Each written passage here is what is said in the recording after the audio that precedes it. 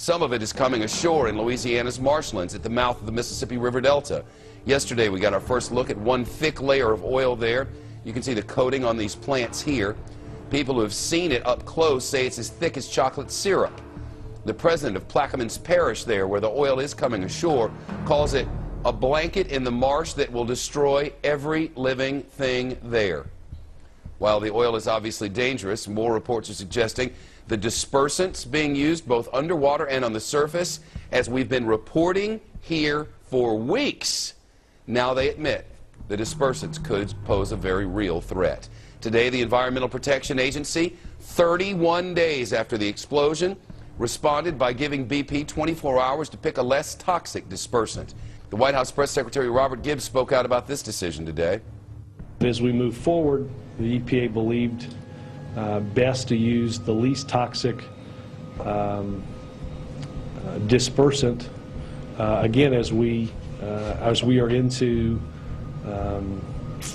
well into the fourth week of what has happened in the Gulf. 31 days later, and now we decide to use the least toxic dispersant.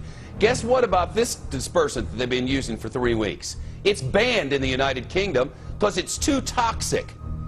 4 weeks after the leak started, the Obama administration is telling BP to use cleaner chemicals.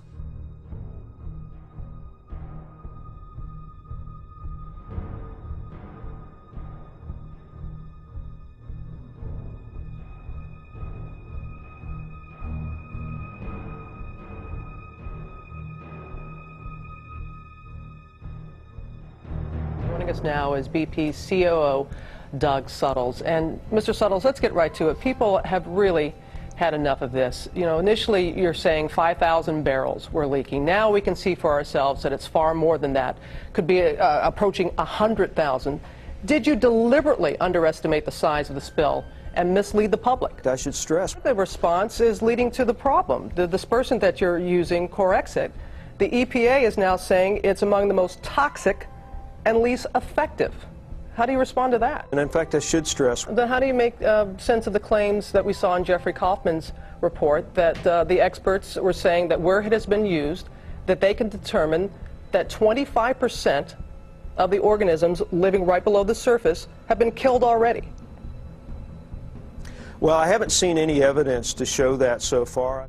Any living organism that contacts this stuff, particularly the mixture of dispersant and oil, is at significant risk of acute mortality that's dying quickly, or sublethal chronic injury that might take weeks, if not months, if not years to manifest. According to the Wall Street Journal, Corexit is among the least effective in breaking up the kind of oil that is prevalent in the area around the spill site. Marine toxicologist Ricky Ott says the chemicals used by BP can wreak havoc on a person's body and even lead to death. The volatile organic carbons they act like a narcotic on the brain, and at high concentrations, what we learned in Exxon Valdez from carcasses of harbor seals and sea otters, it actually literally fried the brain. Right now, we cannot identify another product that is available that is better than the Corexit product, but we continue to look at that, and we formally replied to the EPA's request last night. But we'll continue to try to find something better than what we're using, but so far we haven't been able to do that.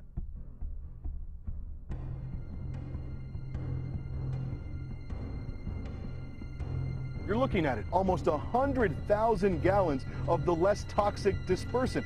Guess who ordered it?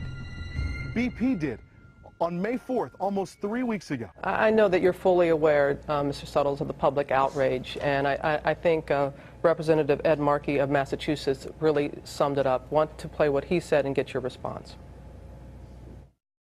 I think now we're beginning to understand that we cannot trust BP. People do not trust the experts any longer. BP has lost all credibility. Got it wrong about the amount of oil being spilled, the type of dispersant that is being used. So why should Americans trust anything that you have to say at this point? But I can tell you, I don't know of anything, absolutely anything we could be doing that we're not doing, whether that's accessing expertise or applying resources to this problem.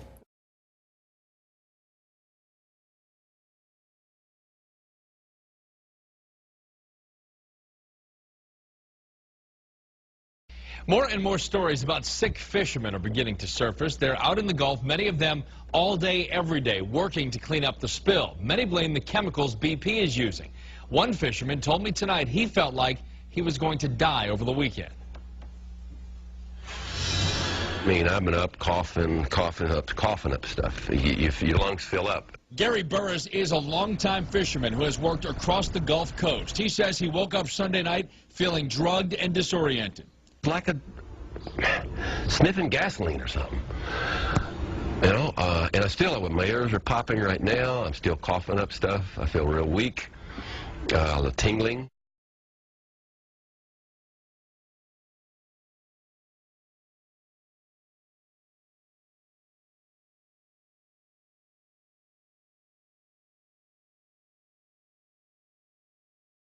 According to Burris, some equipment was donated to workers in Lafitte, but as far as he can tell, BP has not added anything to the mix. And he says a lot of fishermen are working sick, afraid to speak out because it could cost them.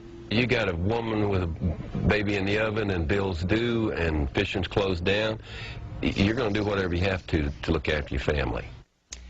Burris says when he went to the doctor after feeling ill on Sunday, the doctor told him his lungs looked like the victims of a 3-pack-a-day smoker. And Burris says he has never smoked.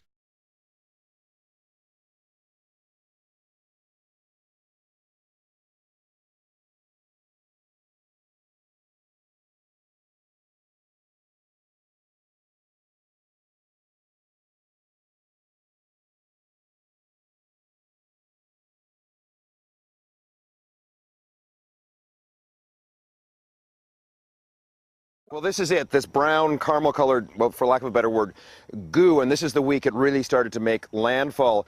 Really from the beginning of this disaster, BP has been saying that what's coming out of that well isn't that much oil, and by the way, those dispersants we're using, they're really no more harmful than dish soap. Now we're finding that none of that is true.